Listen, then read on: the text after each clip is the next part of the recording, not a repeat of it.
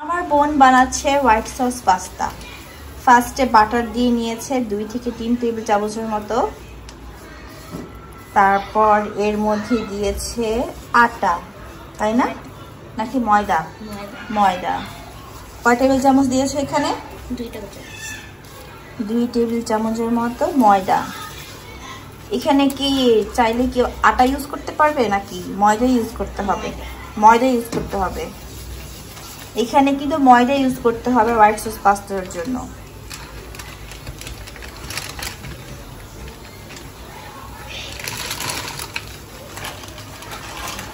তারপর ভালো করে মিক্স করে নিতে হবে লো ফ্লেমে।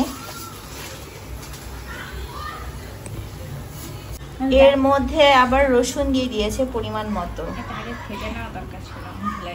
ও আচ্ছা, এটা আগে বাটারে ভেজে নিতে হবে। ও তালে তালে বাটারের মধ্যে ময়দা দিয়ে দিয়েছে। এখন কি করার, এর জন্য এটার উপর দিয়ে ও রসুন কুচি দিয়ে দিচ্ছে। কিন্তু আপনারা যখন বানাবেন তাহলে আগে বাটারের মধ্যে রসুনটাকে ভেজে নেবেন হালকা।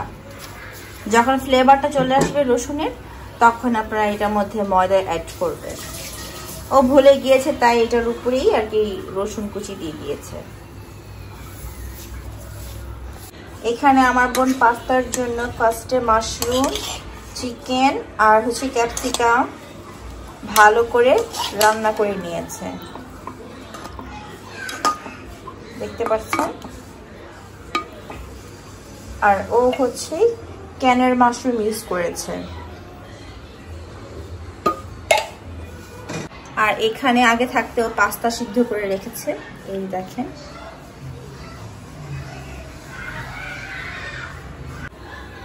তারপর পরিমাণ মতো ও দুধ গুলিয়ে নিয়েছে, এই দেখেন। টেক্সচারটা দেখলেই বুঝতে পারবেন। আপনারা আপনাদের মতো টেক্সচার করে নেবেন। চাইলে আপনারা লিকুইড দুধ ইউজ করতে পারেন। ও এখানে গুঁড়া দুধ পানির সাথে মিলিয়ে পরিমাণ মতো বানিয়ে নিয়েছে। ময়দাটা ভালো করে ভাজা হয়ে গিয়েছে। এখন আমার বোন একটু একটু করে লিকুইড দুধ ঢেলে দিবে। একবারে কি ঢালা যাবে না কি একটু করে ঢালতে হবে? অল্প অল্প করে না?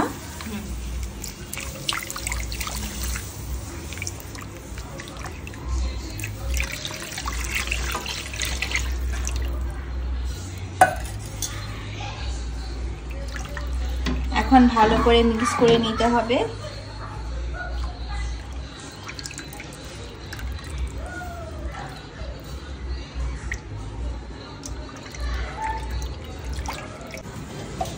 অ্যাটলিস্ট 10 থেকে 15 মিনিটের মতো এটা কি রান্না করতে হবে সসটা। যদি আপনারা মনে করেন একটু ঘন চান তাহলে একটু ঘন করতে পারেন, আর যদি বলেন যে একটু পাতলা দরকার তাহলে পাতলা করতে পারেন। আর এর মধ্যে ও পরিমাণ মতো গোলমরিচ অ্যাড করে নিয়েছে।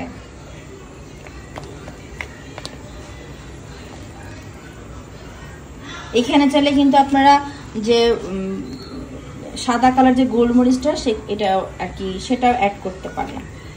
যদি আপনারা কালো গোলমরিচ চান যে আমরা অ্যাভয়েড করবো, তাহলে আপনারা সাদা গোলমরিচ অ্যাড করতে পারেন। এখানে কালোটা দিলে কি হয়, একটু কালচে কালচে যেমন দেখতে লাগছে, সাদাটা হলে এরকমটা লাগবে না, কালারটা সুন্দর আসবে। পরিমাণ মতো লবণ অ্যাড করে নেবেন। এই সসটা কিন্তু লো ফ্লেমে রান্না করতে হবে ফার্স্ট টু লাস্ট, কারণ দলা পেকে যেতে পারে। যেহেতু এটা সস তৈরি করছি, হাই ফ্লেমে রান্না করলে কিন্তু এটা লেগে যেতে পারে আর দলা পেকে যেতে পারে। তাই এটা লো ফ্লেমে অনবরত নাড়তে থাকতে হবে যেন লেগে না যায়। ফার্স্ট টু লাস্ট এভাবেই এটাকে কুক করতে হবে।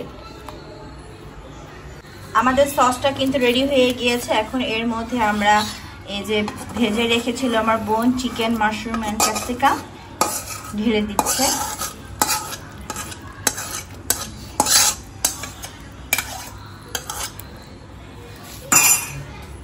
দেখেন আমার তো এখনই খেয়ে ফেলতে ইচ্ছা করছে।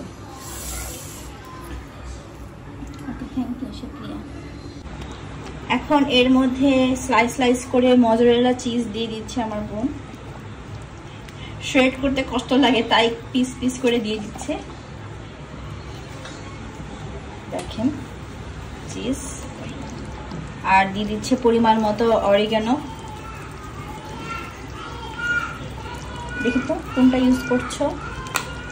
এই যে অরিগানো শেষ হয়ে গেছে।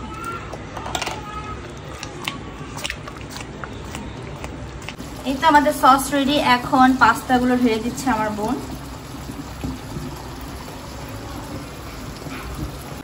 এখন নাড়াচাড়া দিলেই হয়ে যাবে হোয়াইট সস পাস্তা। এই তো হয়ে গিয়েছে পাস্তা। এখন আমার বোন পরিবেশন করছে। ফার্স্টে একটু পাস্তা দিয়ে দিচ্ছে, এর মধ্যে চিজ দিয়ে দিবে বেক করার জন্য।